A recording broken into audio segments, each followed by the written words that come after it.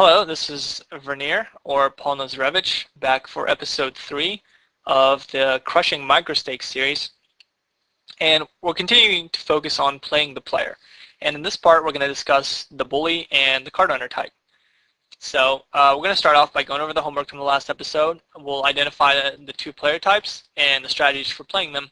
And I'll mention a few words about playing short stackers, mostly just to say don't have too many of them at the tables for now. We're going to talk in future episodes about kind of like how to effectively play short stackers, but that's getting ahead of ourselves. So to begin with, we're going to go over the homework, and we're going to start out with Reese. Here's the table he submitted. So I asked both players to look for a table which they consider to be profitable. And I kind of analyzed what they gave me. So a couple of things that I like. So we are in position against the bully, the type that we're going to talk about today. And we're also in position against the tourist, this T-Bone 28. And he seems to have a pretty nice stack on him. And we've got the nitty old man to our left. So far these four seats are great.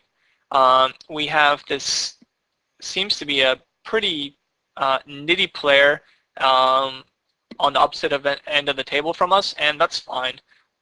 This seat we're not really going to be that concerned about.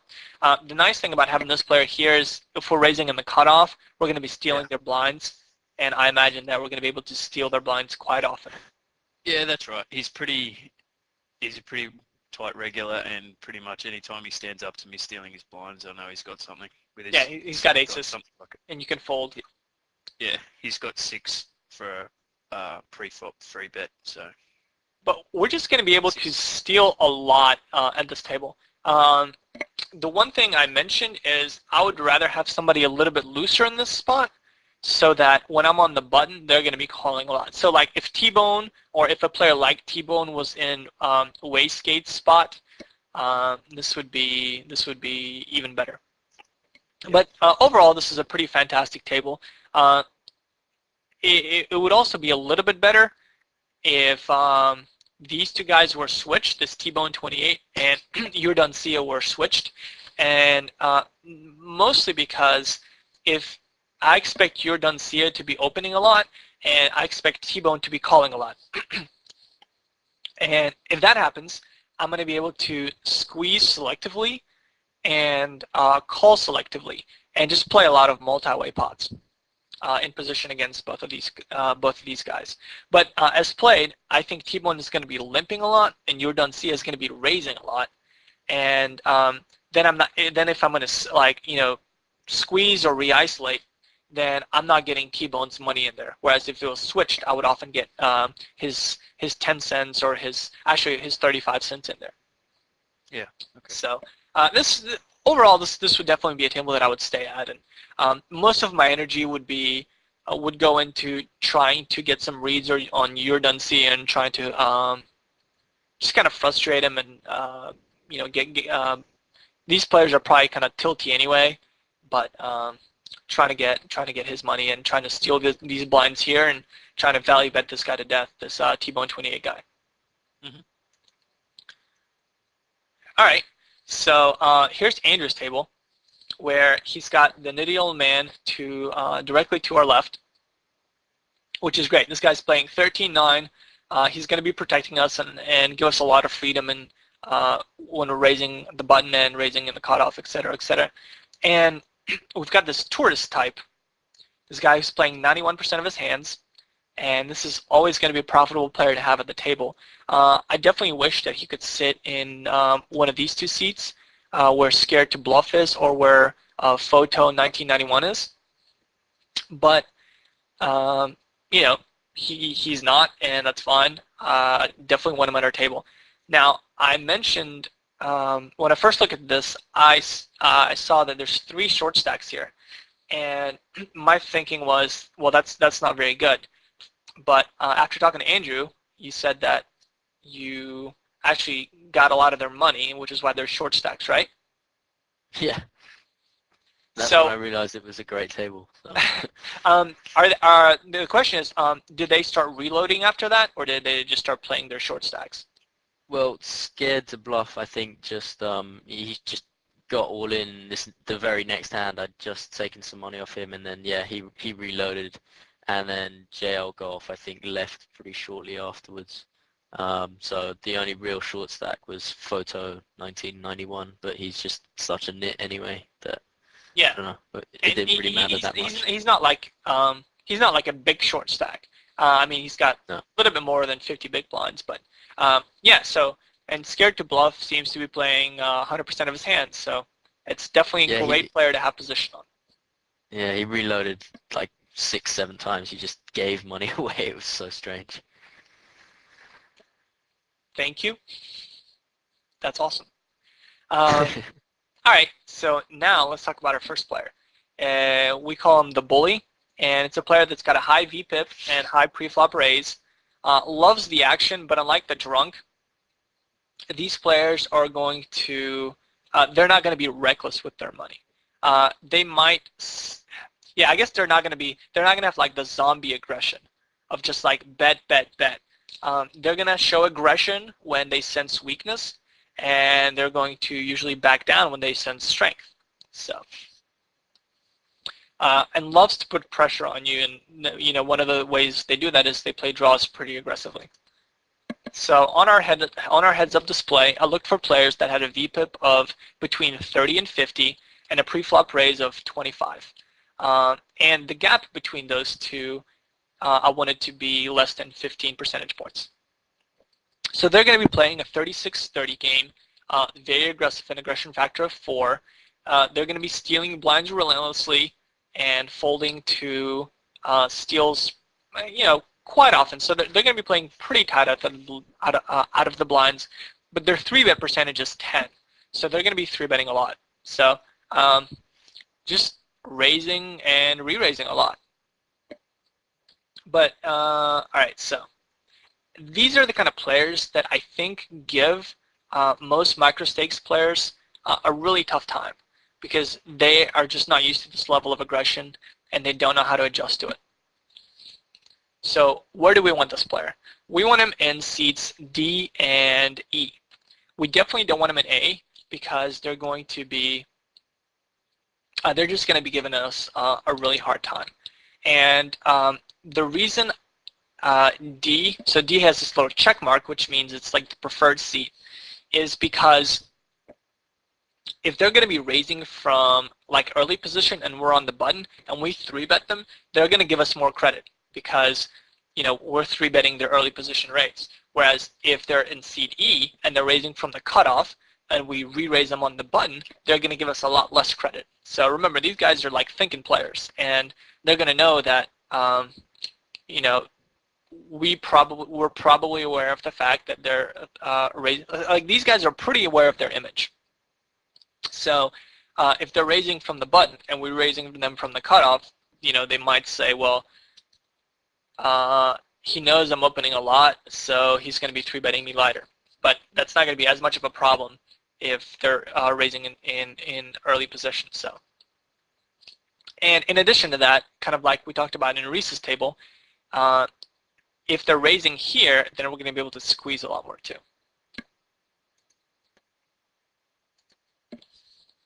Now let's talk about the do's and don'ts of playing the bully. So the two things, and they might be a little contradictory, but you want to give them rope to hang themselves by inducing bluffs, and you also want to stand up to them. So the do's and the don't. One of the do's is to open up your 4-betting arsenal in terms of value. So when you're 4-betting, and we'll do a whole episode on 4-betting because I think it's an important topic to cover, and it's a topic that we are just not going to have time to get into in this episode. But we do want to start opening, and like if we raise from late position and we get 3-bet, then we'll want to start considering 4-betting hands like 10s, 9s, and jacks, and getting them all in. And we want to consider doing that with a hand like ace queen as well. But I mean, of course, it's player dependent, but that's something we want to start thinking about. And you also want to cold call in position at times with hands like 10s, ace jack, and ace queen, because they're just going to start, if they're folding to a lot of your 3-bets, then start cold calling with hands like that, because they're still opening a lot of hands like ace-9, and you'll just get value out of them if they hit top pair and you've got a better kicker. Along the same lines, and this is pretty important, is you want to pot control with marginal main hands to induce bluffs. So if they're the kind of player that whenever they sense weakness, and a lot of these players are like that, are going to start going crazy, then once you make your hand, just slow down and give them the rope. And some of the lines I'm going to show you are kind of non-standard lines, but they're going to be lines which are going to induce they're going to induce bluffs, or they're just going to show weakness, and we'll get called by worse. And the last do is these players are going to, you probably shouldn't be out of position against them a lot, but if you find yourself out of position, you can start check raising turns with your good hands, and you can also start check raising bluffs. And those are kind of advanced topics, and we'll cover those later, but that's just something to think about. Like right now, if you're out of position, start check raising some turns with like a set or something. Don't bet it again, because they might do the betting for you. One of the big don'ts is, while you do want to give them rope to hang themselves, if they raised in early position and you called with a hand like ace-queen, or like let's say you called with ace-jack, and the flop is ace-high, and they bet the flop, and they bet the turn, and they bet the river, I would definitely call them on the flop. I would definitely call them on the turn. But if they're betting the river, they probably have ace-jack beat on an ace-high flop. So I would, you do want to call them light, and you do want to go for pot control, but if they're firing 3 streets, they probably have something, because they're so used to people calling them down light that they're probably not going to 3-barrel bluff. And the last thing you don't want to do is you don't want to inflate pots with decent hands, because you want for them to keep the initiative, and you want to give them that rope. And the first thing I mentioned is don't set mine against them just out of the blind. So if they're raising in late position and you've got a hand like 2s through 6s, either 3-betted or folded, and it's probably better if you just fold it for now, because it's not going to be profitable. Their range is so wide, it's not going to be profitable to be set mining against them if it's just you and them and you're going to be out of position. Do you guys have any questions or comments on these do's and don'ts? No, it seems pretty well explained. All right. So now the hands that I have here, they have some non-standard lines in them, and I'm going to talk about why I chose to do what I did. And a lot of it is just like showing weakness. Like you want to show weakness against these guys.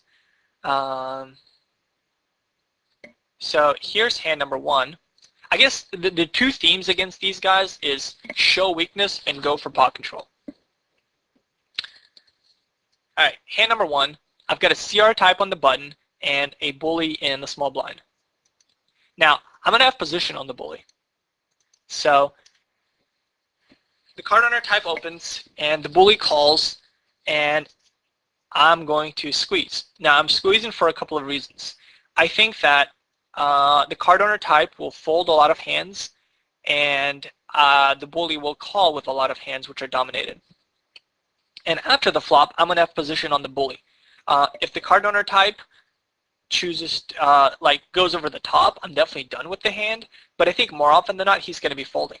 And I think the bully might fold sometimes too, but I don't mind him calling because I've got a hand which is going to play well post-flop in a re-raised pot in position.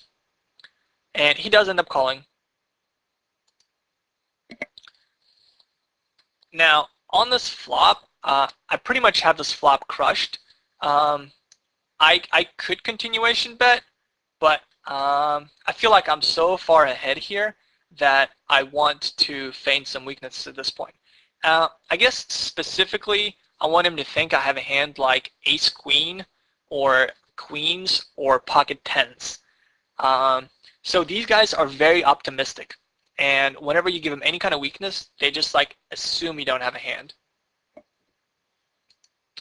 So he checks and I check behind. Now the turn brings him 9. So the board starts going pretty drawy. And he bets a little bit less than half the pot. And I feel like if I raise here, my hand is like way overrepresented. So why am I checking this flop and then betting the turn? My hand just looks like a monster. It looks like a set of kings or a set of jacks or a hand like pocket nines. So I think raising here is bad, even though it's starting to get drawy. So basically I'm hoping that the river's a blank.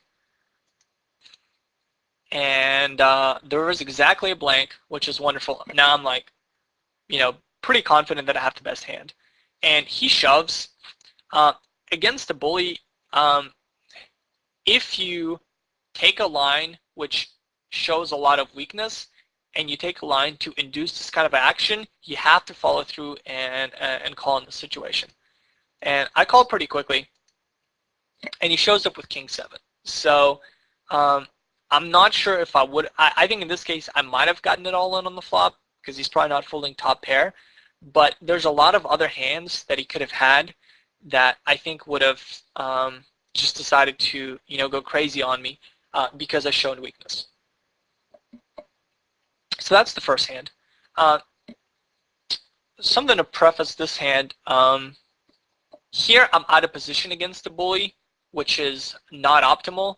And I think I was going to leave this table pretty quickly. And I've got 2 short stack at this table too, and I've got position on them, this is just not a good table. But I think this was played on stars, and I forgot to do the sit out next hand, and I was going to, and it just came around and posted it for me out of position, or posted it for me anyhow. So bully raises under the gun. We'll get a pretty loose player cold calling, so I'm definitely going to be squeezing. So I squeeze, and I make it $3 more. The bully calls, and the other player folds.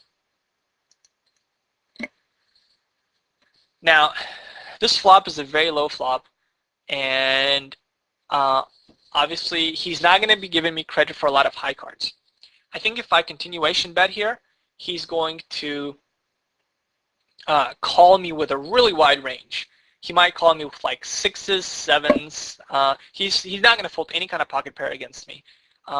And he, so I think he's going to call me down pretty light.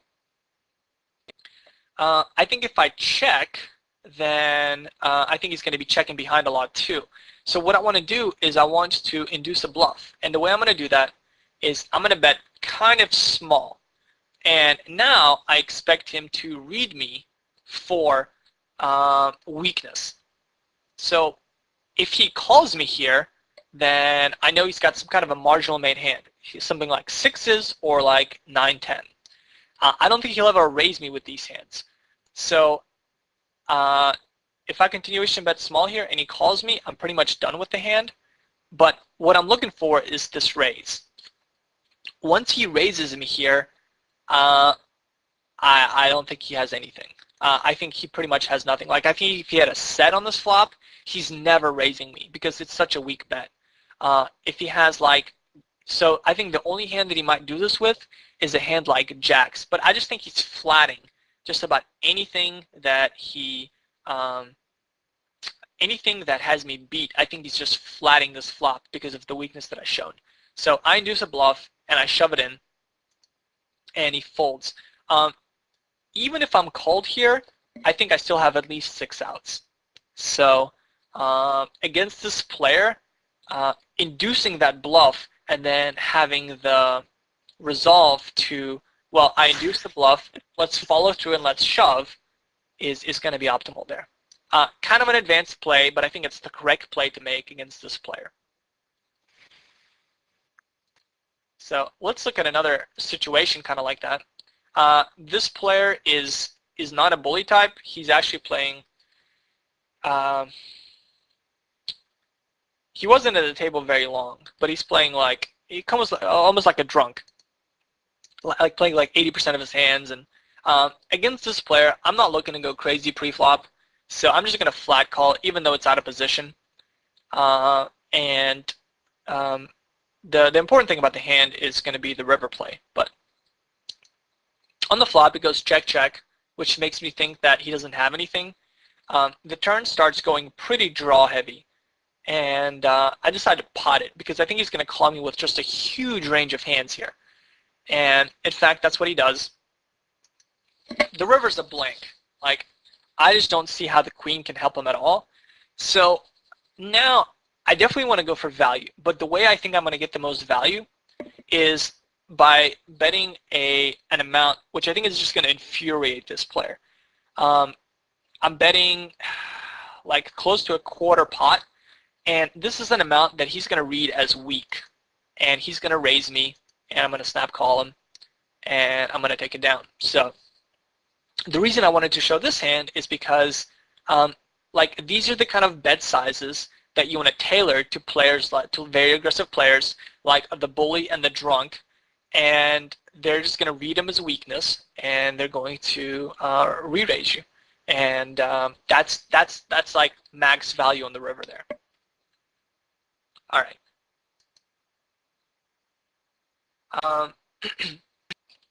So here is another hand. My read on this guy is that he hates folding to 3-bets, but he's pretty passive post-flop. So hand like ace-jack, I'm going to be raising for value because I think he'll call me with hands like king-jack, queen-jack, jack-10, jack-9, ace-10, ace-9. He's just going to call me with a lot of hands that I have crushed, and I'm in position. So I flop a pretty big hand, pretty big flop for me, but it's a flop that I don't think I'm going to get a lot of action if I bet it. So I'm actually going to check it behind for value. Because I'm hoping to get value on later streets. In addition to that, if I check this behind, he might put me on a hand like queens and jacks, and then he might lead into me on the turn, and then I'm just going to call him down. But I don't see much value in betting this. All right, the turn is a 2, and he checks to me. And now I want to bet small. I think if I bet too big here, I think he's just going to fold a lot. And he calls. And the river's a king. Now, he checks to me. You can make a case for checking behind here, but I feel like he could have so many marginal aces that not getting value from that, he might even call me with queens here. He might even, I don't even know. He might call me with an 8. I think not getting value here would be pretty criminal. So I bet 575 and just hope he looks me up super light. If he shoves here, my read on him was that he was pretty passive. If he shoves here, then I'm going to fold. But I think he'll call me pretty light. But in this case, he folds, which is kind of nice because it has that added benefit of him not seeing my hand. So there's some value there too. Here's a pretty standard situation where I raise. This guy's playing 33-33, but we haven't tangled much. He hasn't been at the table long. I guess it's like I had that from some earlier sessions. So he makes it 250, and I just make it 650. I make it $4 more to him, and basically I'm putting enough money in the pot to where he's going to be playing out of position, and he just folds. Like I said, we'll talk a lot more about 4-betting later, but 4-betting is a bluff here. I think it's going to be very effective when you're raising from late position, and especially in the cutoff, and he 3-bets you from the small blind. He's playing 33-33. He's just going to be 3-betting you a lot, and not enough players at the micro stakes 4-bet to make that, for him to realize that I'm 4-betting him light.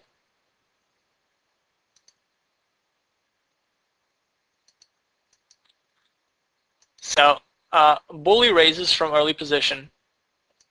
We 3-bet in position for value, and he flag calls. Now, this is not a very good flop for me to continuation bet because I'm going to be getting shoved on a lot, And in addition to that, like he'll never fold a hand like jacks or queens, and he probably won't even fold pocket eights on this flop. So I feel like I need to, and he could have hands like ace queen and ace jack that I'm ahead of anyhow. So I'm just going to check here and go for some pot control. All right. And a lot of his draws are going to drop down in value dramatically on the turn. So the turn brings the king, and he checks. Now, there's a lot of I think betting here is definitely good, something like 450 to get value out of draws. But in this case, I actually decided to check again because my hand just looks so obviously like ace king on the flop that if I bet this king, it's just going to, my hand is pretty much going to be face up. I think in retrospect, I'm going to be betting this about half the time, but there's also times where I'm just going to check behind. And now he leads for $1.25 into 685, and I actually have no idea what he's doing this with, but I'm pretty sure I have the best hand. I think if he has a flush, then he's going to put more money in the pot. But I think there's definitely room for raising here. And he calls me, and he had pocket queens. So I think if I bet this turn, he might call me. I mean, he might call me once, but I do think against a thinking player on this kind of a turn, checking behind, you might get more value out of that. But I think in retrospect, I kind of like betting the turn about half the time. So, all right. Last hand's kind of interesting because I feel like this is a spot that a lot of micro-stakes players have a really hard time with. And that's navigating multi-way pots with marginal hands. So I raise a7 suited and get called in two spots. The flop is ace king 10, giving me top pair and top pair, pretty much no kicker. There's a bully here playing like 33-30. This guy's playing something like 28-14, but he's a short stack too. So the bully checks, and I'm actually going to check because if I bet this, I'm going to be in a world of hurt if I get raised. So I'm not ready to fold. So I don't want to bet fold this. So I'm actually going to check call this. And if it goes check, check, check, then I'm pretty sure I've got the best hand anyhow. But this guy bets. Bully calls. Bully could have anything here. He could have a hand like Jack 10. He could have a hand like King 9. He could just have a world of hands here. And I call. All right. The turn is a 7. And obviously I have top and bottom pair. And once again, the bully checks, and I check again because I expected this guy to be betting a lot. So given the stack sizes, so in fact, he pushes all in. The bully min raises. I think his min raise here is just going to be an isolation raise. So I think he's going to be doing it with, I mean, he could have a hand like King 10. And he could have a hand like, 10-7. He could have a hand like Queen, let me think, King Queen, King Jack, just a lot of hands that he's trying to isolate with here. But at this point, I'm just going to play my hand for fate. Like, I'm just going to look at the equity I have in the pot, and with top and bottom pair, I'm just not going to fold here. So, especially against this player. So now I shove all in, and he snap calls, and I ended up with a full house, and so did he, but mine was higher. And this Jonas Beery guy had ace jack. So he actually had the best hand on the flop, but because I exercised some pot control and used my position well, I was able to see a turn and suck out. Now, what happens if I don't improve on the turn? Like, what happens if the turn is a 2, right? This guy checks, I check, he shoves. If he folds, I'm going to fold as well because I'm just going to assume I'm beat. But pot control was super important. Do you guys have any questions about any of these hands that we just went over? I'm trying to think about whether you'd led out on that flop just in the previous hand, the ace-7 hand, and the short stack had shoved. I mean, obviously you went for pot control. I don't know. I think I have trouble in those spots specifically because I feel like I'm giving such a drawy board free cards. And I just hate the idea that someone is sitting there with king, queen, and I let a jack roll off or something similar. But I suppose if you did bet here, are you definitely folding if Jonas then shoves? Well, I'm definitely hating life because I don't think I'm good. Okay. I think he has just enough of a stack to where it's bad. Okay. So I feel like pot control here by far outweighs them drawing out. And the thing about it is, like, a hand like ace-7, I'm just looking to, play in position and steal with that hand. I'm not looking to play a big pot with top pair. So, if he bets and bully, or like, if I bet and he raises me, or like, even if it goes check, check, check, and like the turn is a bad card, that's fine. Like, I'm willing to give up this small pot. Like, I'm not raising this for a lot of value. Yeah. Just raising I it think to steal. I think another thing I just wanted to say was, with a lot of the hands that you've been covering, it comes down to the simple fact of, having the courage of your convictions. And it's tough to do when you don't have the experience to back those, reads up and going with a plan for a hand. So I just, especially with, let's say, turning your ace king, inducing the bluff and going with it. Right. I found that really, really interesting. Yeah. So I mean, I think that's a lot of the problem for a lot of micro stakes players is having a plan for a hand and then being able to follow through when he does raise. And so I think that's definitely an important point to take away. And that's why we're covering the beginning of the series. We're talking so much about playing the player. So like the bully he's pretty much the only player that I'm going to do this against, because against the nit, this is suicide. Against the drunk, well, the drunk is going to like snap call you with 3-4 here, So and the passive player, if he's raising you here, you're just dead. But against the bully, it's the correct play. So yeah, like I said, I'm showing some of these hands just because, if you start thinking about some of these lines and then start trying them out, like it's very satisfying when it works. Because now you're starting to play some poker. Now you're just not playing your hand, you're playing the player.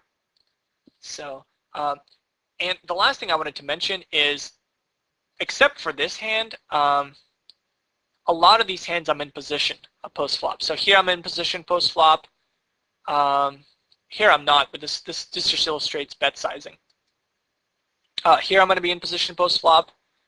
Here I'm also going to be in position post-flop, but I'm actually 4-betting pre-flop.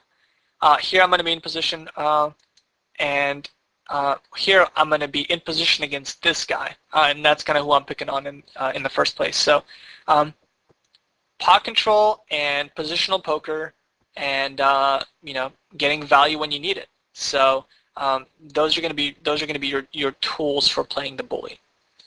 Do you guys have any other questions or comments before we move on to the card runner type? All right. No. So we will move on in a second. So we're back, and Reese actually made an observation about playing the bullies. So can you repeat it for us? Yeah, sure. I was just saying that, well, throughout all those hands, you mentioned a couple of times that this just isn't a standard line to play at micros, but it seems that the bully is the guy that if you're going to play a non-standard line, he's the guy to do it to, because basically he sees everything as a standard line and hammers you every time. So if you play the complete opposite of what he's used to seeing, that's when you're going to make your money. Yeah. So, I mean, even things like, you flop a set and you check to him and then you check raise him. Just sends him nuts. Yeah, just sends him nuts. I mean, you're controlling the pot, and you're value betting, and you're playing position against him, and it just like totally deflates his game, because he wants to be making like big check raises on the flop and 3-bet pots, but we check behind, and like he doesn't know where he is. We don't give him a lot of information. These guys seem to be the guys that like to prove a point too. So if you check raise them, they sort of go, right, well, I'm going to shove just to show you that I'm not afraid of your check raises. Exactly. So yeah, I think a lot of the other hands that I'm showing you guys are pretty standard against a lot of these players, but against the bully, definitely mix it up some. All right, but now let's cover our last regular type, and that's going to be the card runners type. So let me get my PowerPoint slide. There's a very handsome picture of Mr. Andrew Wiggins striking a pose. So some things to notice is this guy probably reads 2+2 and probably reads the card runner forums and is probably a member of an instructional site like Card Runners. Has a pretty good understanding of poker fundamentals, so understands the continuation bets, understands good boards to continuation bet, understands good cards to double barrel, things like that. Probably, sticking on the second or third level. Plays aggressively and doesn't have any glaring weaknesses. Although at the microstakes level, these guys will have a lot of subtle weaknesses, and that's leaks. And that's one of the things that I'm going to show you in my. I've got a series of hands against this one player that I'm going to show you. So on your HUD, this guy's playing 21-17-3, is raising 31% of the time, or like the attempt to steal is 31% of the time. Is folding their blinds a respectable amount, is 3-betting 5.6% of the time, and folding to a lot of 3-bets. So it's a pretty. These are pretty solid numbers. I mean, they're not folding out of the blinds so much that you can just hammer them, and they're 3-betting enough, and it's just a pretty solid player. So for the most part, you're going to be giving these guys respect. So ideally, they're going to be in C. So they're on the other side of the table. We don't really mind them in C day. Unless they're 3-betting us a lot. So if they're 3-betting us a lot, then we want to adjust. But, you're not going to be at a table because these guys are there. You're going to be at a table because of like some massive fish or donkey. So you should both show one another some respect unless you see otherwise. And just pretty much stay out of their way and they'll stay out of your way.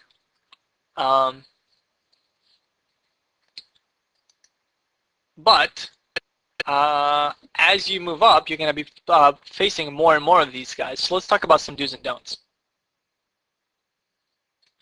And the big thing is to get to know them individually, because that's how you're going to be able to beat them.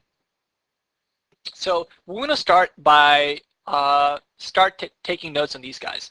These guys will comprise the majority of your regulars, and you'll see them again and again. So metagame is going to start becoming important, and one of the things you can start doing is 3-betting them a lot in position. But when you do it with a polarized range. So hands like 5-7 suited, which you can fold pretty easily if they 4-bet you, and it's going to be pretty easy to play post-flop if they call you. And pocket aces. Don't do it with hands like King Jack and Ace Jack, etc. Also, these guys are thinking players, so you can double barrel scare cards and continuation bet a lot of good boards.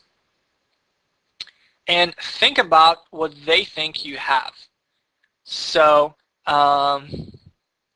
if you bet the flop and like an ace turns and you have air, if you bet it again, they're going to be thinking about, well, they might have ace queen or they might have ace king, and now they're betting again. So against a lot of tourists, they're not going to be thinking about that as much, but these guys probably will. You also want to take notes on hands that went to showdown, because be aware of the fact that they probably are making notes against you as well. So if you did something with a draw one time, take a different approach with a draw next time, just to kind of mix it up and just to make sure they don't have a very good read on you. Don't get involved in a lot of pots against these guys. I mean, there's just really no need. Again, you should be at a table for other reasons than these guys are there, and that kind of gets into the next point is don't assume they're always making a move on you, and don't get involved in a lot of ego wars. Now, when you are out of position, you want to skew your 3-betting range much more towards value. So you still want to 3-bet in with hands like aces, kings, queens, ace queen for value, but you want to do that a lot more than with hands like 5-7 suited or 9-10 suited. But the crux of playing a player like that is going to be taking notes. So you want to break down your notes into 3 categories: 3-bet pots, pre-flop, and post-flop. So, for example, we have a note that 3-bet my button open and check folded an 8, 7, 10 rainbow board. That's a really good note because that means that they're going to be 3-betting with, we probably assume they had some kind of high cards there, and they missed the board and they're afraid of getting check raised or floated and such. If I have a note like that, then I'm going to be a lot more apt to call them with pretty much all my pocket pairs, because I feel like if they're going to be check folding those kind of boards, then I'm just going to be able to play them effectively. And now if they're continuation betting this kind of a board with ace king, then calling with pocket 2s is going to be a lot harder. But if they're check folding this kind of a board and I call with pocket 2s and the board is like doesn't have any high cards in it, I'm going to be able to just take it away. Pre-flop, flat small pairs on the blinds. A lot of players, as you move up, will either 3-bet or fold. But at the micro stakes, it's good to know that they do that. So if they start check raising you on low flops, we can start giving them credit for a set. Post flop, the note that I have is checked turn with ace king on king 10 8-5 board, value bet river small on a blink. So it means that they're capable of checking the turn for pot control with a really good hand, and it should actually be double barreling. It means they're going to be playing kind of weak tight, and it means that if I'm going to be floating them, then I'm probably not going to be betting the turn because they're going to be check calling or check raising a lot on the turn. So on the other hand, yeah, so if these guys are just going to be going for a lot of pot control, then I'm going to be just checking behind and hope to hit. And it also means that if I have like a hand like King Jack on this kind of a board, then I'm probably not going to be paying him off on the river because I know that they like to slow play their big hands or go for pot control, go for value on the river.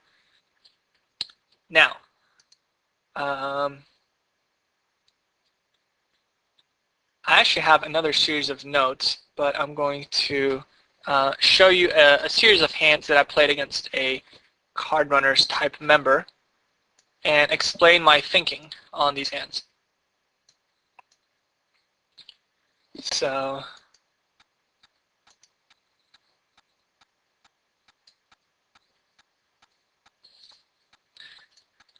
this guy was playing something like a 22-20. He seemed like a pretty solid player. So he raises, and he's raising an early position, and I'm going to be in position.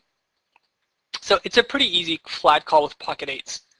the board comes queen high with a diamond draw and 2 overcards. He continuation bets, and I just fold. I'm like, all right, so he's continuation betting a pretty draw heavy flop. It raised under the gun. This could certainly hit him, so it's not unreasonable. Now he raises in the cutoff, and this time I like to call with pocket threes. And now this is like a really dry flop. There's like hardly any draws on there. I check, and once again he continuation bets.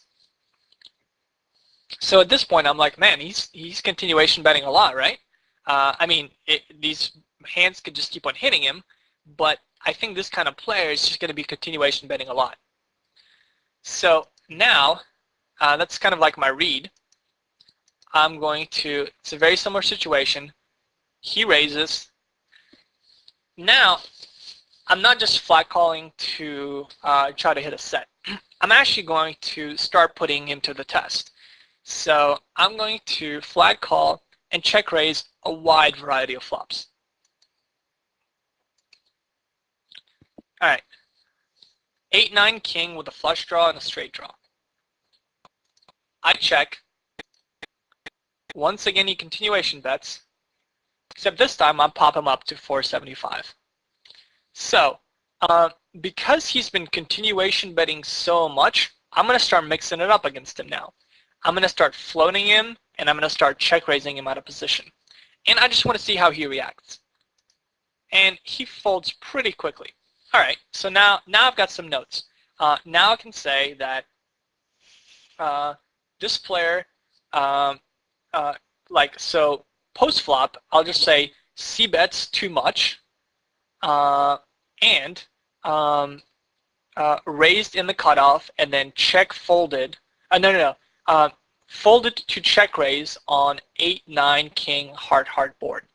So I'm going to open up my I'm just going to start floating him a lot more, and I'm going to start check raising him a lot more until he adjusts, until he stops continuation betting so much. So, and if he continues doing that too much, then this is just a leak, and this is just, once you realize that somebody's continuation betting a lot, you can start doing things like this. Is just calling them and then check raising them on just a huge amount of boards with any 2 cards.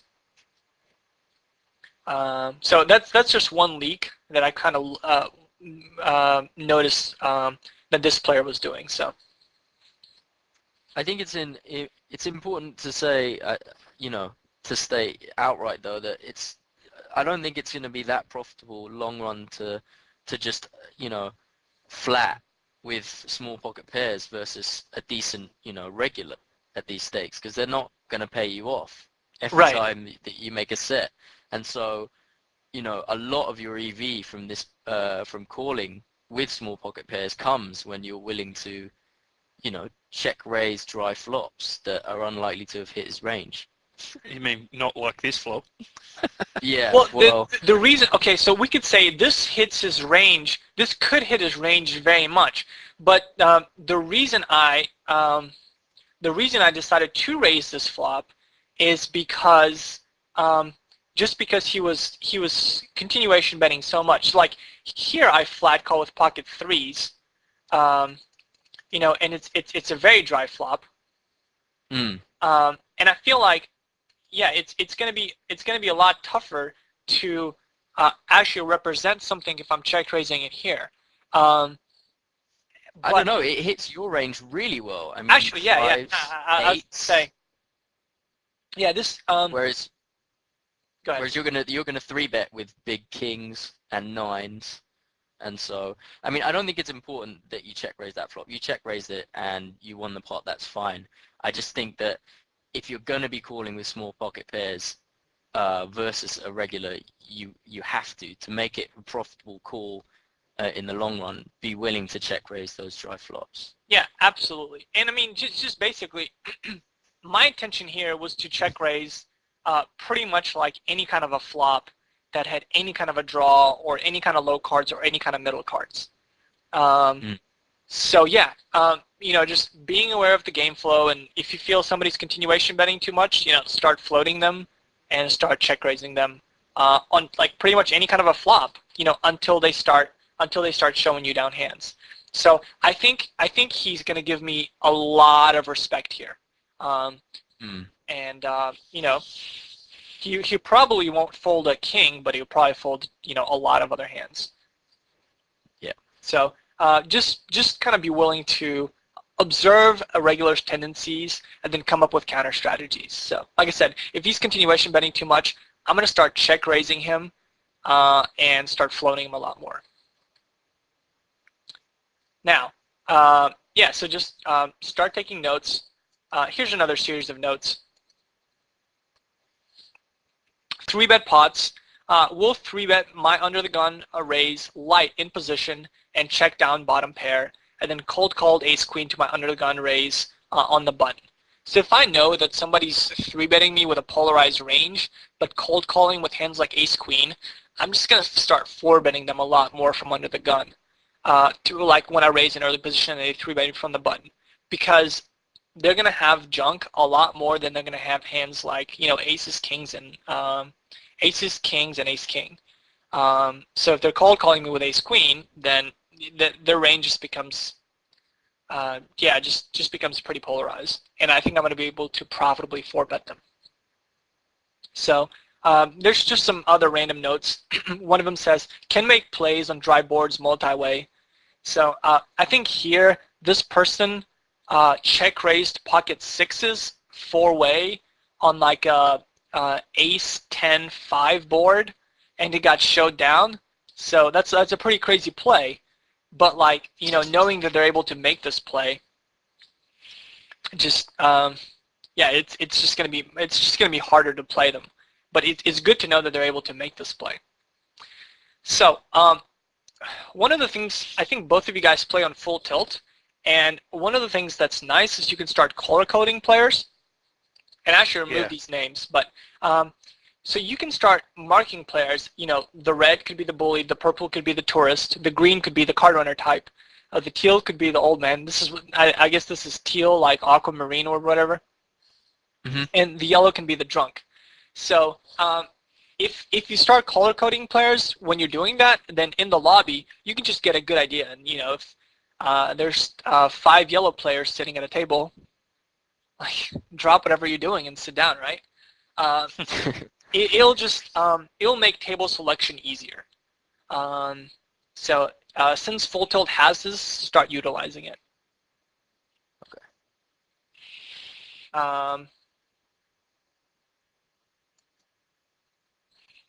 All right, short stackers 101. When you get to 100 NL and higher, there's going to be some professional short stackers. Of course, once you get up to 510 and 1020, they're much better than they are at 100 NL. But their thing, is they buy in for 20 big blinds, they double up and leave. If they lose, then they reload to 20 big blinds and try to double up and leave. But you probably won't see these at the micros. In fact, I have not seen these guys at the micros. I think micro short stacking would be like the sad bay of anyone's existence. The reason most people are short stacking is because they're not confident in their post flop play, and they're just not very good at it. So for the most part, they're just looking to put a lot of money in with some kind of a hand and just like leave it up to variance. Actually, a lot of them at the micro stakes, they're going to be playing pretty passively too, and they're just like looking to hit and get the money in. For us, we don't want more than one short stacker at the table, and I'm going to classify a short stacker that's somebody who has less than 5 BBs or 50 BBs. And we're going to do a lot more as far as equity versus short stacker ranges later on, but I felt like it's important for me to talk about where we you don't want to have a lot of short stackers at the tables. Where do we want them? C and D are going to cause us the least trouble. E, remember, like we want our money player. We want a player that we're going to be making money off of in E, and you're just not going to make a lot of money off a short stacker. So we don't want him here. A, if they're in A, they're going to restrict a lot of what we do, and A is kind of like the spot where we want stability. So that's where we want like the knit or the card runners type in that spot. And then B's another one of our money spots. We're going to be making money off this position. So there's not much money to be made if they're there. So we pretty much want them in C and D. Whenever I open up a table, the first spot I look at is spot A. If there's a short stacker there, I don't sit there. Because for the most part, they're just going to restrict what I do. Unless there's like massive reasons for me to sit in there, you know. But yeah, that's the general rule about short stackers. Do you guys have any questions? No, not at all. No, not really. Once we get into hand ranges, which is going to be our next episode, we'll start discussing hand ranges versus these players. It becomes very mathematical. Like you just say, well, all right, they have X number of BBs and they're shoving, and I have a hand that has X amount of equity in the pot. I'm going to call or fold, and then let variance do the rest. So here's my assignment for the next episode. Is I want you to find, and I said decent here, but I don't even have to say decent. Basically, just find a 2+2 or card runners type members and sit down at a few of his or her tables. Maybe like 2 or 3 tables. And you want to take notes on their tendencies and organize them into these 3 categories: 3-bet pots, pre-flop, and post-flop. And then given your notes, what are some of the ways that you can start exploiting this player? So get to know a player individually. I'm actually not going to mention their name when we do the next episode, but I'll look at the notes that you made on this player, and then we'll talk about some of the ways that you can start exploiting this player. And I guess the way to do that is just like I said, sit down at a couple of their tables and start observing them and start taking some notes. Do you have any questions on this? Yeah, can I sit down across the table from Andrew? Start taking notes on him. And that would be kind of interesting, right? That would be good, actually. Yeah. Let's pick on somebody else. Yeah, broadcast all my leaks to everyone else. Please do that. Yeah. I'm well up for that. Let's do that. So in the next episode, I haven't really talked much about starting hands, and we're really going to start doing that in the next episode. I want to cover the first 4 positions: under the gun, middle position, the cutoff, and the button. Because I feel like playing out of the blinds is just so, the dynamics there are so different that we're not going to be able to cover the first all 6 positions in an episode. So we'll focus on playing in the first 4 positions in the next episode. And the one after that, we're going to focus on playing out of the blinds. So I want to give a shout out to my boy Dodgy Ken for some of the input and some of the advice on this presentation. And do you guys have any final questions or comments on this episode? No, I think it was really, pretty explained to the max, to be honest. There's nothing really I could add. I think it was very, very explanatory. Thank you. Flattery will get you everywhere. More coaching? Yeah. More coaching. So I felt like it's really, really, really important for us to cover the different player types before we even start talking about hand ranges, because it's tough to talk about opening hand ranges without knowing things about the player. So I felt like it's important that we cover that first. Now we start getting into hands. Poker, it's more about playing the player anyhow. So, or I guess I should say good poker is more about playing the player anyhow. So I felt like we need to get that out of the way and set a kind of foundation, and now we're going to start building on this foundation. So I think one thing that's really fundamental to mention though is that, you know, before you do start making certain moves, especially versus the bully, you know, it is important to seriously establish, you know, fundamentally establish a good read, because it's really easy to just get frustrated in a very short period of time and then suddenly make, you know, justify an irrational move without actually having a decent read. So I think that's, you know, really important. yeah, Yeah, and I I think, agree. I mean, as you notice, like none of the hands that I played were really. I mean, none of them were too crazy. I mean, I guess the craziest one that was there was just like the bet 3-bet shove with my ace king on that dry board. But there, I just felt like my read was so good that Mm. that it was correct. And I mean, and if he shows up with like pocket queens there, I'm like, all right, well, I still have 6 outs, and Mhm. that's like the absolute top of your range. I think as well, what I was going to say is that I think a lot of microstakes players, myself included, miss out on planning their hands as, you know, from start to finish about what you're going to do if a certain event happens during the course of the hand, and without being able to put the player you're playing against in some sort of category, how do you even begin to do that? If you Right. can't sort of look at a player and say, okay, he's going to be playing like this, how can you plan a hand to play against him? Right, and that's kind of it's pretty frustrating when I read some of the posts on the forums and they say, um, like we would have a hand like the hand where I had the ace 7. Um, Hmm.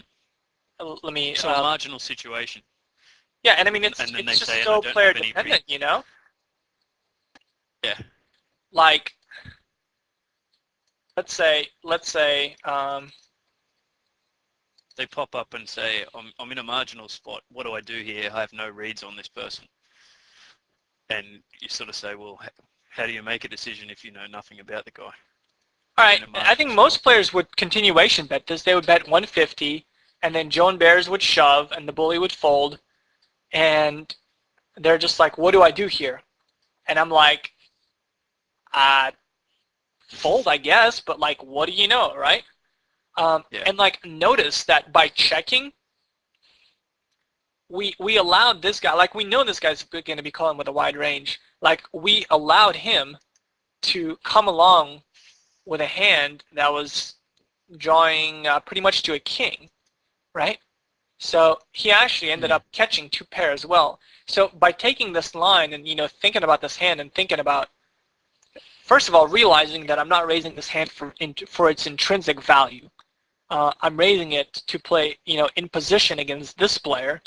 But once I actually have some value, to take a line which now goes from like uh, now the line switches to pot control. So yeah, so like developing these lines for different situations and playing the player, that's going to become and kind of thinking ahead. That's going to become so important. And Yeah. I mean that's what post flop play is all about, right? Um, Yeah. it's about coming up with these lines for post flop play, which are going to maximize their expectation.